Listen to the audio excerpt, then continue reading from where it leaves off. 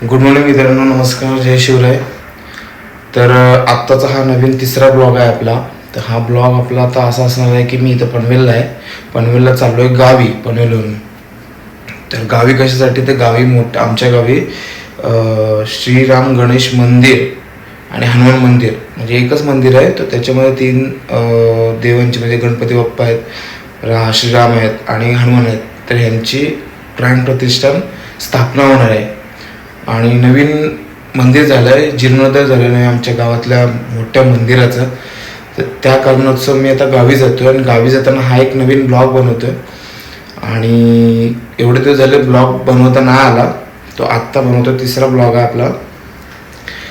आणि तर गावी जाताना आता सकाळचे वाजले सहा वाजले, त्या हिशोबाने मी व्लॉग बनवतोय सकाळी. आता जाताना घरातून व्हिडिओ बनवतोय छोटा सांगण्यासाठी. शेवटपर्यंत बघा, तुम्हाला हा तिसरा ब्लॉग हा नक्की आवडेलच. आणि कारण हा ब्लॉग असं त्या लास्ट टाइम सारखं बनवणार नाही आहे, खूप चांगला बनवण्याचा प्रयत्न करणार आहे मी. आणि चला तर मित्रांनो, आता पेट्रोल भरूया.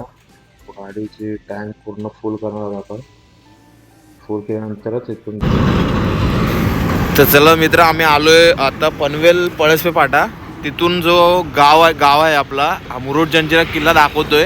107 आहे, पण त्याच्या अलीकडे आहे आपला थोडासा जवळपास. तर तिथूनच 110 ते 115 किलोमीटर इथून आपल्याला आता गाडी ड्राईव्ह करायची आहे. आणि आता खूप भरपूर काळोख आहे. तर काळोख असल्यामुळे जास्त काय मला व्लॉग बनवता येणार नाही. त्यामुळे मध्ये मध्ये जसं जसं मला पॉईंट आउट भेटतील तसं तुम्हाला दाखवण्याचा प्रयत्न करत जाईल. मित्रांनो बघा तिकडे कसं एकदम सूर्योदय होतोय आणि पूर्ण असं लाल सर असं एक आकाशात दिसतोय बघा तुम्ही मित्रांनो.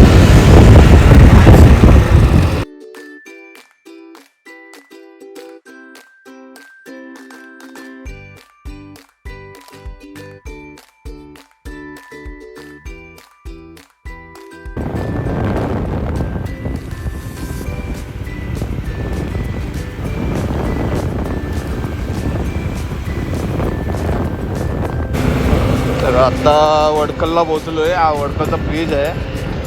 आणि आता थोडं जरा म्हणजे काळोख निघून गेला. आता थोडं म्हणजे दिसायला वगैरे लागला. अजून सूर्य काय झाला दिसला नाही आहे अजून बाहेर. असे खड्डे येतात. रस्ते तर चांगले झालेत, पण मध्ये तर पूर्ण रस्त्याची वाटच लागलेली आहे. हे मोठ्या गाड्या येतात, मोठे ट्रक येतात, त्या लोकांनी पूर्ण रस्त्याची वाट लावून ठेवलेली आहे. आणि बघू शकता मित्रांनो, आता जरा व्यवस्थित जरा म्हणजे एकदम म्हणजे दव वगैरे किंवा धुकं वगैरे काही वाटत नाही आहे यावेळेस. त्यामुळं जरा गाडी चालवायला एवढं त्रास वगैरे काही वाटत नाही आहे एकदम. तर बघा आता अजून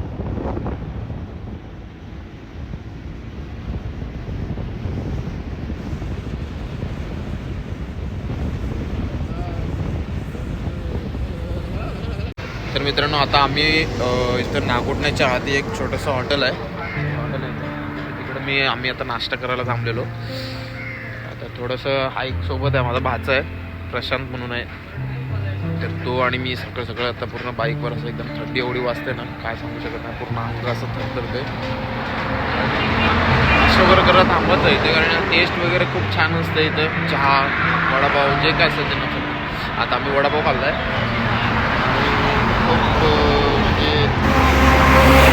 छान असं सूर्य दिसतोय, बघू शकतो मित्रांनो तुम्ही. आपले एंजल बघा, एंजल.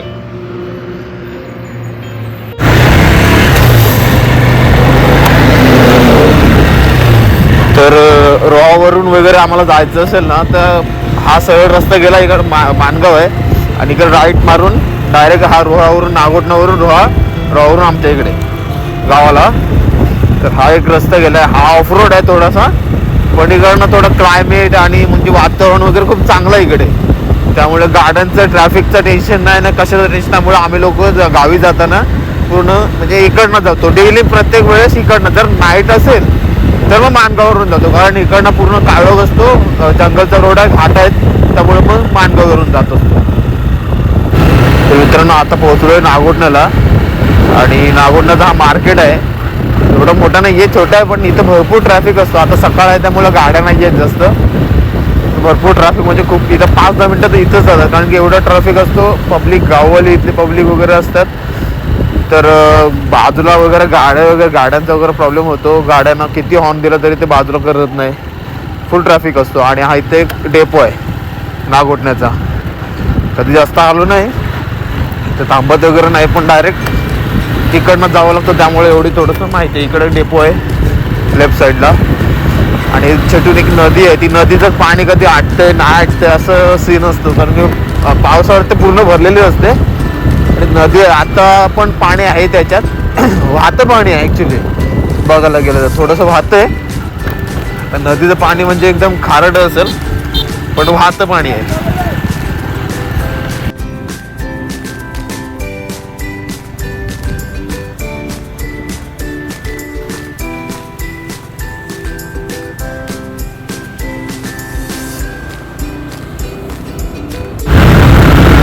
आणि आता आहे ना हा आहे नागोठणा घाट. की आता हा घाट आहे, चढण आहे पूर्ण अशी चांगली. रोड वगैरे बघू शकता मित्रांनो तुम्ही, कारण तुम्हाला जर इकडनं जर रोहावरून किंवा रोहाला जायचं असेल तर हा रोड खूप चांगला तुमच्यासाठी. एवढं म्हणजे एकदम पोल्युशन नाही, म्हणजे एकदम वातावरण खराब नाही, दूषित वातावरण वगैरे तुम्हाला भेटणार नाही, पोल्युशन नाही. त्यानंतर जे गाड्या वगैरे ट्रॅफिक असतात किंवा खड्डे असतात तसं एकदम काहीच नाही. तर खूप चांगल्या प्रकारे फक्त गाडी जर व्यवस्थित सांभाळून चालवावी लागते, कारण घाटात समोरनं दुसरी गाडी येते ते कळत नाही पटकन. तर प्रत्येक वेळेस हॉर्न वगैरे वाजवून किंवा असं सगळ्या गोष्टी म्हणजे एकदम सावधानता बाळगून इथं गाडी चालवावी लागते. पण गाडी ओके कंडिशनमध्ये जाते, कारण खड्डे नाही आहेत, काहीच नाही. त्यामुळे कसं गाडी चालवायला खूप छान वाटतं. तर बघू शकता आता, बघा किती गाडी मोठी गेली, आता ट्रक गेला एवढा. आणि असे पूर्ण घाट, पूर्ण असे वळणे वगैरे मोठे मोठे आहेत. तर हा घाट उतरल्यानंतर रोहाच्या नंतर पण आपल्याला एक घाट लागणार. तेवढा घाट मोठा नसणार आहे.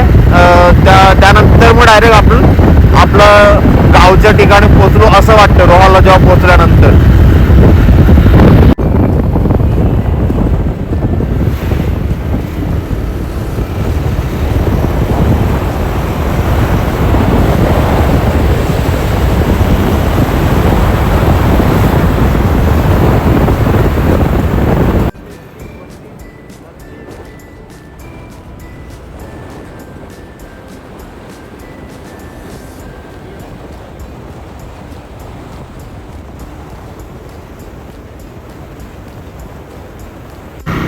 तर बघा मित्रांनो, एवढं धुकं आता वाजलेत, मला काय माहीत नाही आता किती बघितलेत ते वाजलेत ते.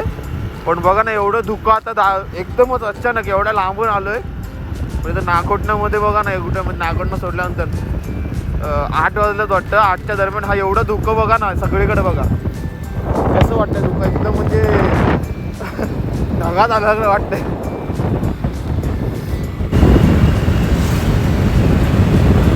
रात्री पण एवढं धुकं नसेल. जे लोक आमच्या गावातले लोक जे गेलेत गावी बाईकवर, त्यांना पण एवढं धुकं भेटलं नसेल रोडवर.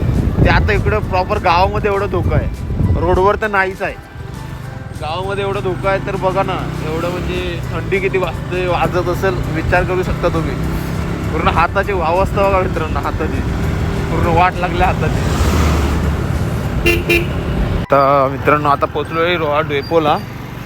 तर बघू शकता तुम्ही. आणि रोहा डेपोवरून आता कमीत कमी आपल्याला अजून पाऊण तास तरी जाईल. आपले ते फेरी बोट असते, जंगल जेटी असते, तिथं पोचायला. तर थोडासा अजून एक घाट गेला. त्यानंतर आता रोहानंतर मी बोललो होतो की अजून एक घाट आहे. एकदम मोठा घाट नाही आहे, छोटा घाट आहे. पण खूप तो पण चांगलाच रोड आहे. हनुमान टेकडी वगैरे आता येईल. जी रोहावरून आता बाहेर पडलो की तिथं हनुमान टेकडी म्हणून बोलतात. खूप चांगलाच म्हणजे रोहा शहर हे चांगला व्ह्यू दिसतो इथून वरतून. तो पण दाखवतो मी तुम्हाला. पोचतो आता हनुमान टेकडीवर. एक चढण लागते, गाडी चालवायला छान वाटते, चांगली वाटते. बघा बघा,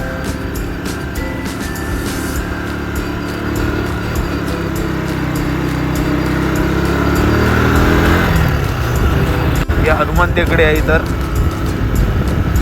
पोरं वगैरे क्रिकेटने वगैरे तर कसे खेळतात काय समजत नाही मला, पण इथं समोरच क्रिकेटने वगैरे खेळत असतात. हे बघा तुम्हाला दाखवतो, सिटी दाखवतो रोहा सिटी.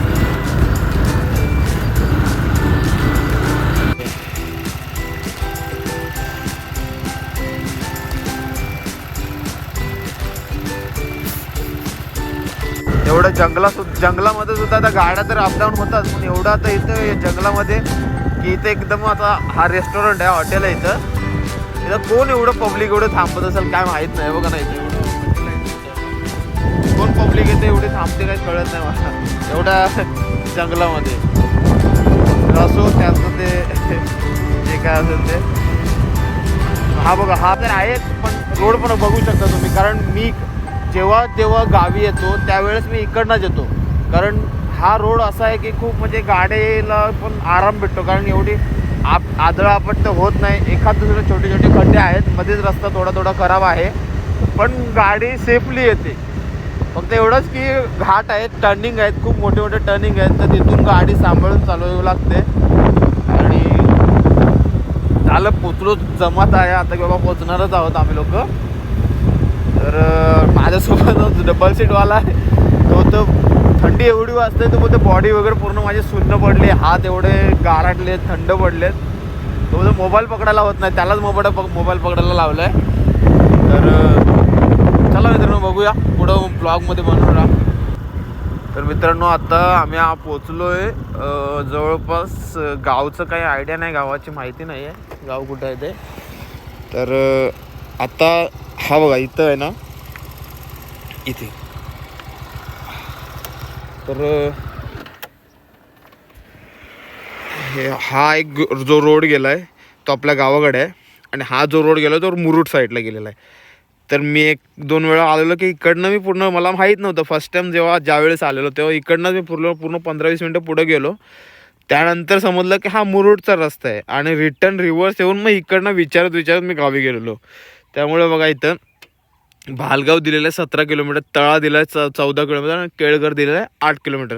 आता इथून आपल्याला कमीत कमी अजून 20 ते 25 किलोमीटर अजून आपल्याला जायचं आहे, तेव्हा कुठं आपलं गाव येणार.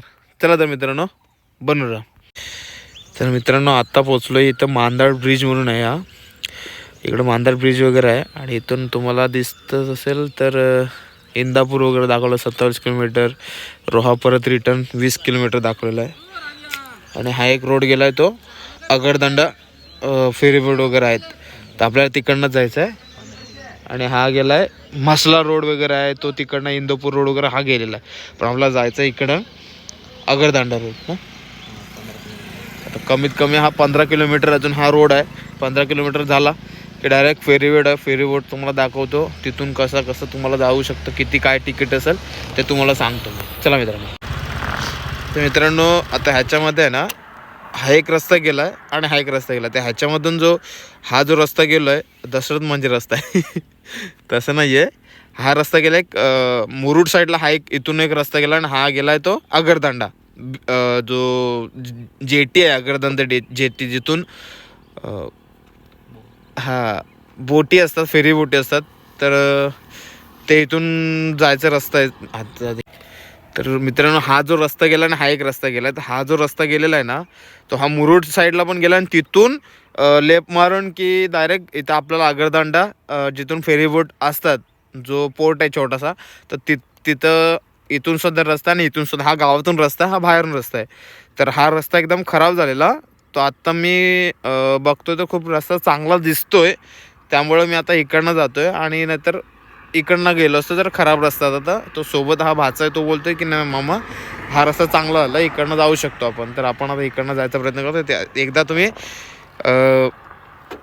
तर रस्त्यातच इथं बघा मित्रांनो, गावी आल्यानंतर बोरं म्हणजे खूप दिवसानंतर असं वर्षांनी अशी बोरं बघतोय. नाहीतर आम्ही लहान असताना बोरं चोरायला किंवा बोरं आणायला वगैरे जायचं आहे. बघा मित्रांनो बोर बघा, कीड लागलेली आहे, पहिलाच बोर कीड लागलेली भेटलाय. बोरं खूप छान मोठे वगैरे आहेत, पण कीड लागलेली आहेत सगळ्या बोरांना मे बी. तर असं असतं बघा, आता गावी आल्यानंतर बोरं वगैरे सगळ्या गोष्टी. आणि ही आहे आपली एंजल. सूर्य एकदम जरा वरती येत चाललाय. तर गावी आता 10 ते 15 मिनिटातच गावी पोचणार होतो आपण. तर चला मित्रांनो, तर मग आता मी पोचलोय मित्रांनो. आम्ही इथं आता म्हणजे जंगल जेटी फेरी बोट जिथं असते त्या ठिकाणी पोचलोय. आणि बघू शकता तुम्ही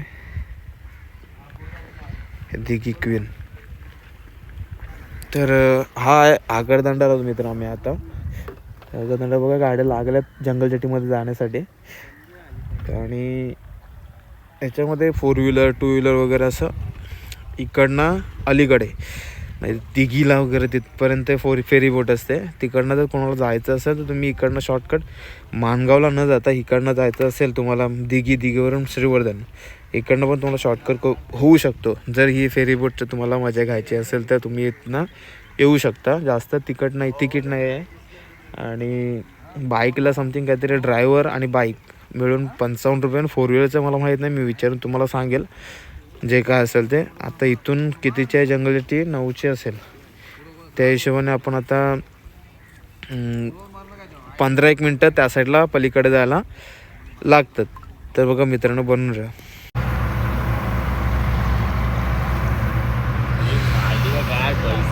मूर्ती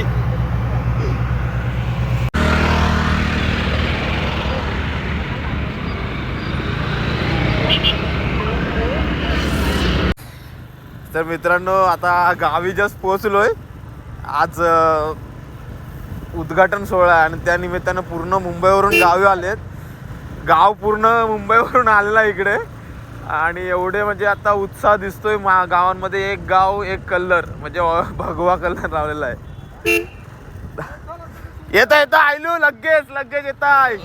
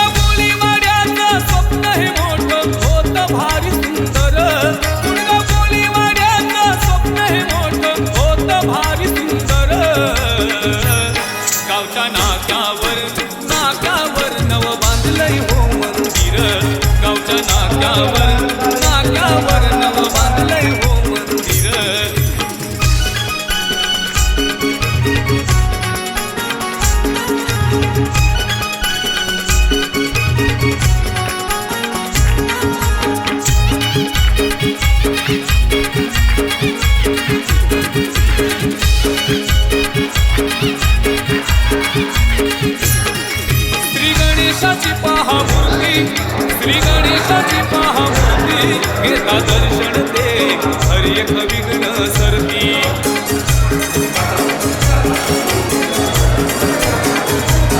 ज्याने उथलली ही धरती.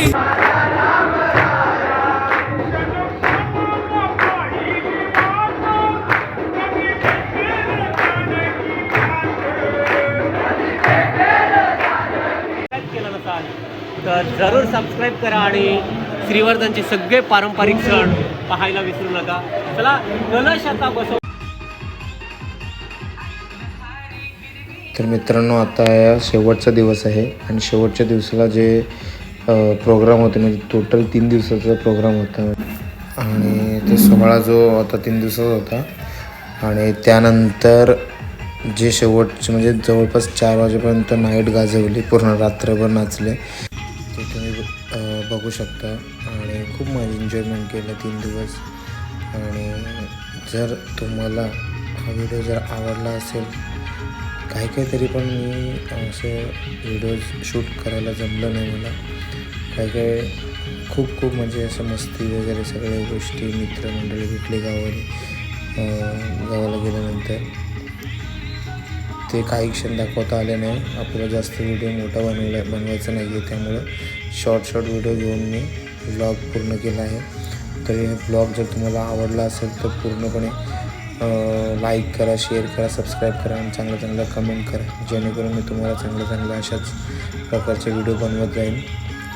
आणि चला तर मित्रांनो, भेटू पुढच्या नवीन ब्लॉगमध्ये. Tata bye bye.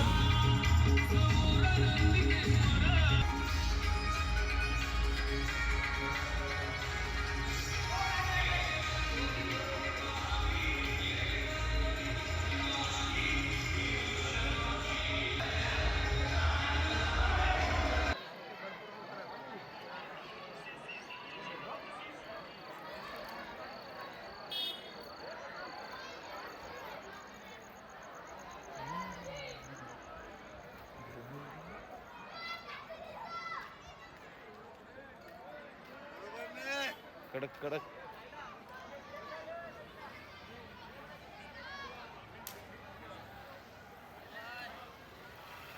आई, लागला. मेरी चौखट पे चल के आज चारों धाम आए हैं, बजाओ ढोल स्वागत में मेरे